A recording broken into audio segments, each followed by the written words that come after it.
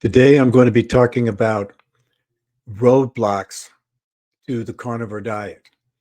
Um, I'm talking about my journey as I go along. Okay, so I went from this to this today, and one of the things that I want to share with you that it is a journey.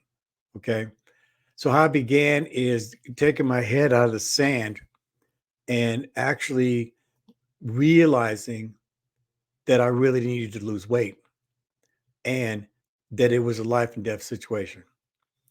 I've been on the carnivore diet for going on 10 months. I want to tell you some of the things because I'm still a relative beginner. Now, you're going to find people on the YouTube channel who've been doing it for years. You're going to find doctors and stuff like this. I'm talking to the people that basically you're either considering it or you're just beginning. So today I'm going to talk about cravings. Cravings are, we all have it. That's usually how most of us get fat, right? Eating late night, um, carbohydrates that we don't need, eating before we go to bed, eating from the time you get up in the morning till you actually go to sleep. When you start the carnivore diet, one of the things that people ask the question as they get into the journey, will I have cravings? Yes, you will have cravings. Cravings are a mental thing. Cravings are thought. Remember, I always say here, we're thoughts and cells. So a craving is a thought. Now, how do you stop the cravings? So when you first start the carnivore diet, here you are the first day. Okay, whether or not you prepared for it or not. If you just say, tomorrow, I'm going to start. So you wake up, and of course, if you're used to eating 3 meals a day, you might go, well, look, I'm going to skip breakfast.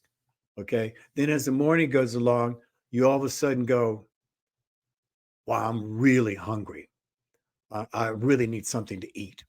So what you're going to do is you're going to make a big old steak. You're going to make a T-bone steak. A lot of people do the ribeye steak because it has a combo of the meat as well as the fats. And you do need to get fat into your diet because you're switching from the carbohydrate, which is um, basically using sugar, which turns into fat, to using fat and switching the body from the sugar to actually burning the fats. So you want to get a steak. A lot of people, like I said, use the ribeye, and some people stay on the same thing every day. They eat a ribeye. So now you eat that big old steak. I think we started with T-bone steak. So we both of us ate a big old T-bone steak, and that could fill you up. You want to eat until you're full. You eat till you're full. I mean, you want to almost eat a little bit over till you're full, so that you're so full you don't want to eat anything. So now here we come around to dinner time. All right. So you might be hungry.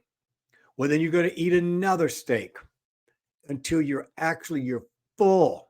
You're so full you don't want to eat anything. Now you could, if you did one at 12, let's say you did one at 6 o'clock, and then you don't eat anymore because you're so full.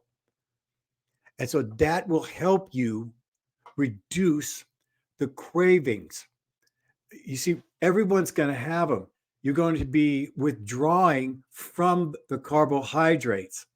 And the only way to withdraw from them is to actually eat more meat with the fat. Now, I know they always tell you, oh my gosh, don't eat all this fat. Do not all this fat.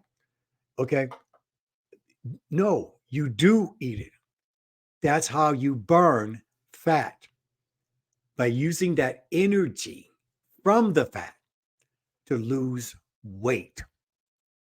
So remember, cravings, eat more meat.